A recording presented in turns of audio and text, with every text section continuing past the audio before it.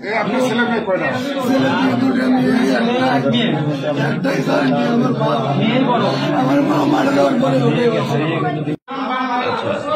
যিনি মারা গেছে উনি কে হয়? আমার ভাই। বাসায় আর কে কি ছিল? বাসায় আর কে ছিল? আমরা দুইজনই ছিল। আপনার নামটা কি? রিয়াজুল জান্নাত নাফিস। রিয়াজুল জান্নাত নাফিস। রিয়াজুল জান্নাত। রিয়াজুল জান্নাত। আচ্ছা, ওখানে আপনার শ্বশুর বলতেছিল, শুনলাম যে ফোন দিয়ে বারবার বলতেছিল আমাকে মেরে ফেলবে। না স্যার, এটা ফক্স। কারণ তাদেরকে আমি নিজে ফোন করতে বাবা একটু আসে, আমি আগে জানাই নাই, সে অফিসে একটু আসে। আপনি বাসায় এসে কি দেখতে পেলেন? আমি বাসায় আসে বাইরে থেকে দরজা ধাক্কা দিচ্ছি, $2000 লক থাকে, তুমি ধাক্কা দিচ্ছি তো খুলতেছে না।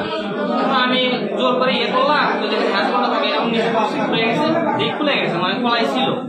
ভিতরে ঢোকার পরে ডিরেক্ট এই রুমে আছে। আসার পরে দেখি নাই, রান্নাঘরেও নাই। তো ভাবলাম যে ওই পাশের রুমের বেলকুনিতে বসে থাকে, একা জগৎ থাকে, ওই পাশে যাই। ওই রুমে ঢুকে লাইট কিছু দেখে ওখানে কার সঙ্গে ঝুলেছিল? ওই জানালার সঙ্গে। এটা এইরকম সেম জানালা? হ্যাঁ। কি গলায় কি বলেছে? কেমন শোনাল? তারপরে ঝগড়া ছিল না। প্রথমত ও ছিল শ্বশুর বাড়ি, আমিও শ্বশুর বাড়িতে ছিলাম।